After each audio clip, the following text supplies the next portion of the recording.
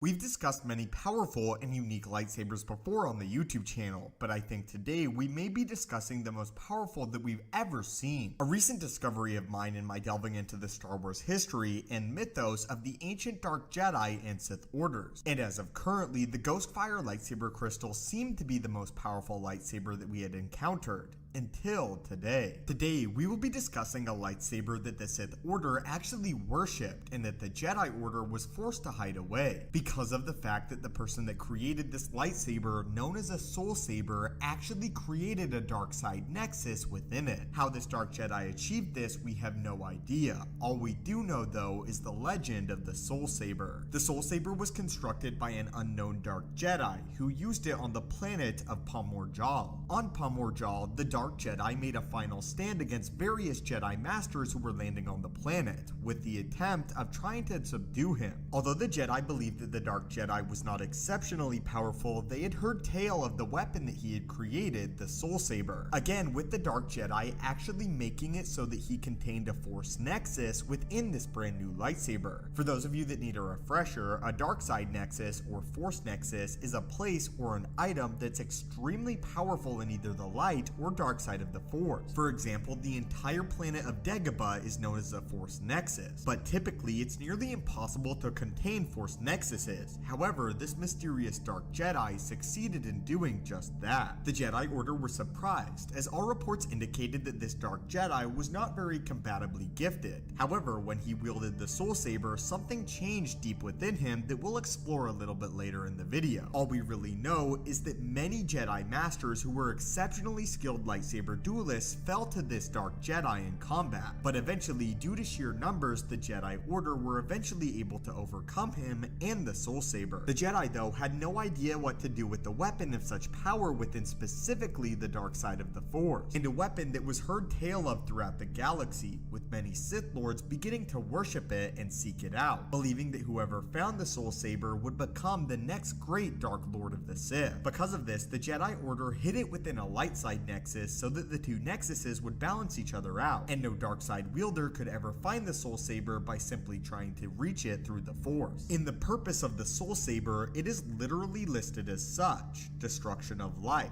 corruption of Force-sensitive beings to the dark side of the Force, and complete annihilation. When concerning the description of the Soul Saber, this is all that we have. The Soul Saber's 45cm hilt consisted of a deep black cylindrical rod wrapped in a bronze-like metal that was formed into the shape of a dragon. When the weapon was activated, a 1.5 meter blade of energy was emitted from the open jaws of that dragon. The blade took on a deep violet hue and consisted of an obsidian-colored core, with blood-red flecks flashing up and down the blade's length. So it sounds as if the coloration of the blade was actually purple, black, as well as having red flakes coming off of the blade at all times. But the power of this lightsaber is where it becomes truly unique, as the Soul Saber was described by the Jedi as not something being powerful with the dark side of the Force, but being the literal manifestation of the dark side itself, as the Jedi described it as, quote, more than simply a weapon of the dark side. When around the Soul Saber, many Jedi felt sick, and what made it very unique is even non-Force sensitives could feel the power of the Soul Saber, making them feel uneasy. The Soul Saber also caused headaches and stomach aches to Jedi and light side wielders, making it far more difficult to concentrate in the heat of a battle. In fact, any being that tried to touch the Soul Saber's blade was immediately thrown back by dark side energy, as the Soul Saber was completely dark side in origin. So powerful, in fact, that not even a light side wielder could touch the blade without consequences. It is described that if you only were to turn on the blade of the Soul Saber, you would be flooded with negative emotions such as hatred and anger, and the Soul Saber would even begin to whisper to them within their mind, telling them their deepest, darkest desires and ways to achieve them. This alone actually had the ability to turn people fully to the dark side of the Force and dark side in allegiance. As far as combat, the Soul Saber acted extremely similarly to a normal lightsaber. However, if they were grazed or struck by it, they would feel extreme pain and cold within their wound, as well as could feel negative emotions pouring into their body if they were even grazed by the Soul Saber. It is described that when you use the Soul Saber, every time you strike someone down, you grow closer and closer to the dark side of the Force, and your power increases. The Soul Saber also instantly activates the extremely difficult Force ability of Battle Mind. What this essentially does is makes the wielder of the blade feel very little pain and gives them endless stamina and anger. Anybody using Battle Mind or the Soul Saber could be on the brink of death and feel nothing until the final struck is levied. And finally, one of the more powerful abilities of the Soul Saber is if they are close to Jedi or light side or even dark side wielders, it can literally siphon their energy from them, giving more power to the Soul Saber. The Soul Saber itself was more of an entity than an actual weapon, and the Jedi that came against it that fateful day on that fateful jungle planet realized something very important. Although any wielder of the Soul Saber could in fact be killed and subdued, the Soul Saber itself never could be, as to destroy the Soul Saber would be to destroy the dark side of the Force in its